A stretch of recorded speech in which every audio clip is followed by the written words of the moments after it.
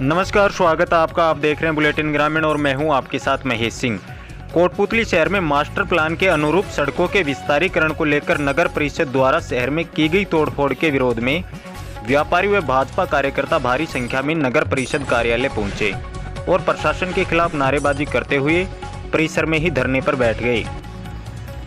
भाजपा नेता मुकेश गोयल, जेपी कोटिया, सुभाष दवाईवाला, मनोज नारायण शर्मा व एडवोकेट बजरंगलाल शर्मा सहित भारी संख्या में बीजेपी कार्यकर्ता व व्यापारी गण नगर परिषद में धरने पर बैठ गए और प्रशासन के खिलाफ जमकर नारेबाजी की गई। इस दौरान पुलिस का भारी जाब्ता भी मौजूद रहा। मौके पर एडीएम जगदीश आर्य, एएसपी विद्या प्रकाश, डीवाईएसपी डॉक्टर संध्या यादव सहित अन्य प्रशासनिक अधिकारी भी मौजूद रहे। गौरतलब है कि व्यापारियों व भाजपा कार्यकर्ताओं के द्वारा बीती रात भी कोटपूतली मुख्य चौराहे पर विरोध प्रकट किया गया था। व्यापारियों का आरोप है कि नगर परिषद के द्वारा की गई कार्रवाई असंवैधानिक है व बिना मुआवजा दिए तोड़फोड़ की गई है, जबकि व्यापारी लंबे समय से मुआवजे की मांग करते नजर आ रहे हैं। मौके पर तहसीलदार को ज्ञापन सौंपकर धरना स्थगित किया गया।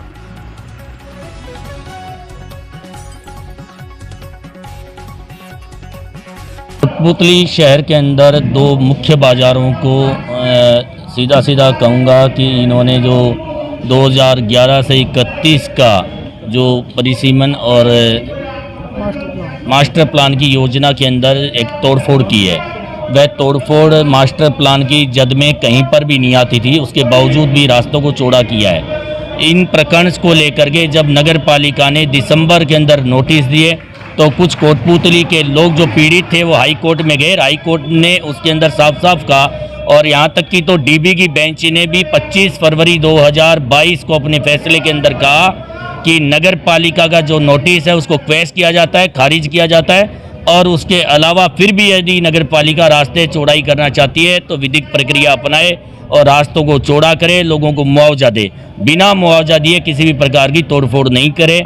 लेकिन इन्होंने सब लोगों को, वैध मकानधारियों को जो 100 साल से वहाँ पर हैं, उन सब लोगों को अवैध अतिक्रमण कहते हुए सब लोगों को तोड़ दिया। रातों रात 24 घंटे का नोटिस दे करके इस कार्रवाई का पूरा विरोध है हमारा, और साथ में हमारी मांग है कि तमाम लोगों को मुआवजा मिले और उससे प्रभावित होने वाले लोगों को भी क्षतिपूर्ति मुआवजा मिले। अभी तो ये 64 का कहते हैं, लेकिन इनकी जद में जो आया उस सब को तोड़ते चले गए, किसी को भी नहीं बख्शा। उसको नोटिस दिया है, नहीं दिया है, किसी की 13 फुट जगह थी, 13 की जगह 30 तोड़ दी, किसी मकान मालिक से इन्होंने समझौता कर लिया। इस प्रकार की अनेक विवाद के विषय, बिल्कुल पूरी कार्रवाई गैरकानूनी है और इससे लगभग 200 भवन मालिक प्रभावित हुए हैं और साथ में करीब करीब 1000 लोग जो इनके यहाँ काम करते थे वो भी बेरोजगार हुए हैं।